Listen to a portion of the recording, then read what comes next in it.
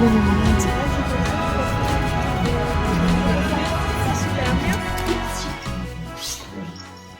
She's got all the ones from our old Jack Russells. None of them fitted properly, and I suddenly looked at them and went, must be really uncomfortable because they're much shorter there. So this is all about the mushrooms. No. You always want some rain and a bit more sunlight.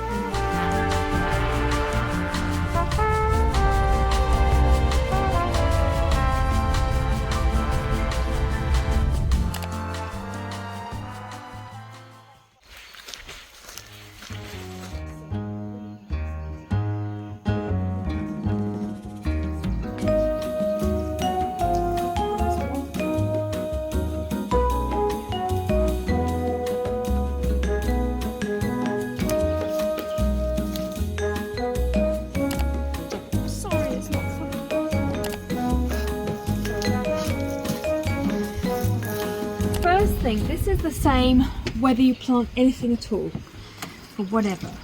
So it could be flowers, vegetables, anything. If you're putting them in a pot, you go through the same process. Or if you're putting them in the ground, you always give them a good soaking first, so lots of water. Then we have our pot, and it's got holes in the bottom, so the water can come out. But what's then really important is the holes don't get clogged up. If you were to just put in this, it's too rich, and there'll be too much water clogging them up. So what I've done in here, I've got real earth from the garden, and I've got this grit, which is just like a stone, or you can use small pebbles or something like that.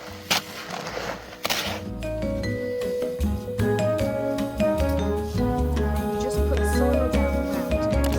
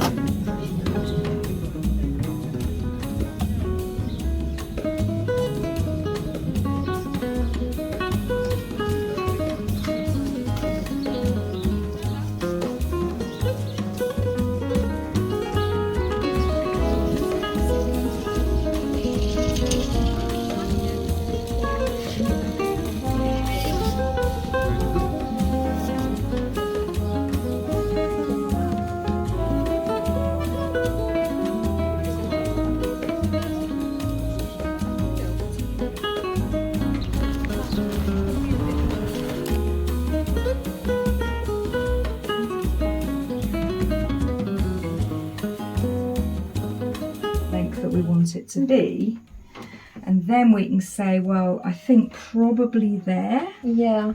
So if I fold it, it's going to come to there. So you shouldn't have any revolutionary boobage sticking out.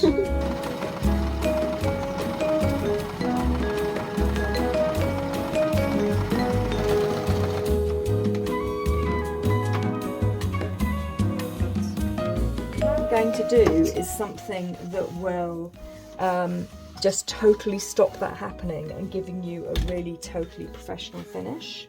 The chainsaw will go through your skin like butter, literally like butter. So you see people doing this with shorts on. You can still be injured with these Kev Velasquez trousers on, but you see, it's like, this drives me mad, these programs they're filming people with these chateaus and things, they're out there doing it with shorts and jeans on.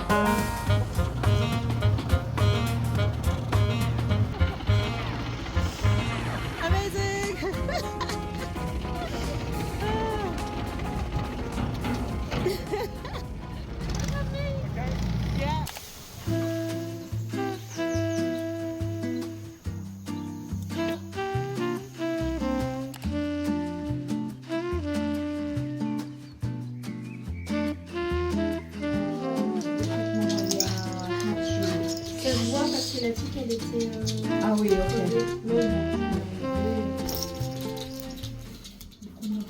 So we did so much stuff today.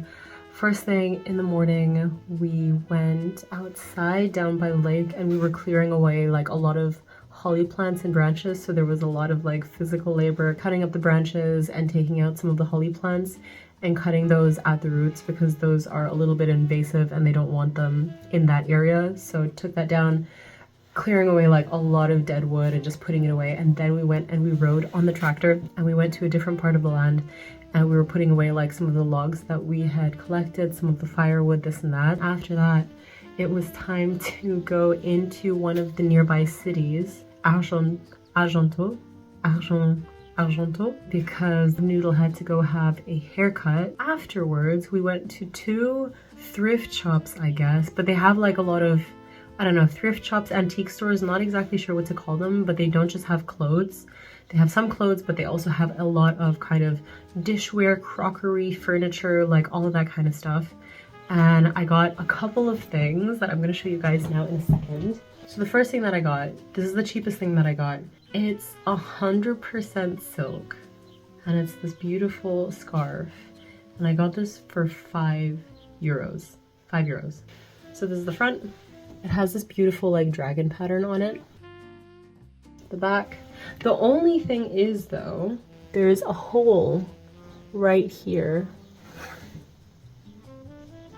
And I'm not sure if it's from a cigarette burn or something like that, but it does look like there's a little, yeah, there's definitely a hole here, but I don't know from what. And I don't know if it's something that can be repaired or fixed in any way, or if I just have to live with this. But it's so beautiful, and for 5 euros, 100% silk. I wasn't gonna not get it, even with the little hole. So if anybody has any kind of experience in like upcycling, then please let me know what you would do with this. Like, is there anything that can be done for this, or is there a different use for it that maybe I'm not aware of? Another silk scarf. Am I holding it upside down? Yes. Oh, because it's meant to be like, okay. Oh, I see. It's because it's meant to be folded like this. Maybe. I'm not sure. But anyway, so you can see like the pretty scenery that's kind of depicted on the scarf. It's just so nice.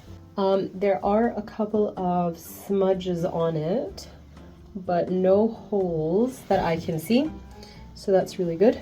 So I think it's in really good condition. The third thing, and the last thing, this is what I'm really excited about. I found this leather jacket in such beautiful condition. The leather is so soft as well. I'll go over it with some leather conditioner when I am back home because like the edges here are maybe a bit dry and there are some buttons missing. So it's supposed to have 4 buttons here. And you can see there's only 2 outer buttons here. And the inside is supposed to be reinforced with another button as well. But only one of the buttons still has its reinforcement. The other one just has plain thread, and the other 2 buttons just like aren't there anymore, but that's really easy to kind of sew back on. And let me show you guys what it looks like, because it's like a little bit oversized, but it's so soft and so comfortable that I was like, it's, you know, it's an oversized look. It doesn't have to fit me perfectly across the shoulders because you can see that it is a little bit wide and maybe drapey, but the fit is so nice and heavy and relaxed that the shoulder droops really nicely and it doesn't have this weird kind of like spiky shoulder effect. So actually I think it's really good. It's got pockets, really soft, really clean, great condition. 25 euros. So I'll just find some new buttons for it, sew them back on, and give it a little bit of a treatment with leather conditioner when I'm back home. Because yeah, the edges are definitely, they could use a little love.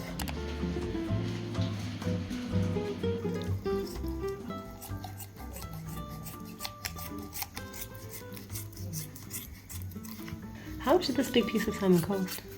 Can't remember. It was 16 euros a kilo, which is, and in the market you'd pay about 27, 28 a kilo. So it's a lot cheaper. Yeah. Because I think like in Aldi, if you get Norwegian salmon, then it's like you get 4 of these pieces for trousers or something like that.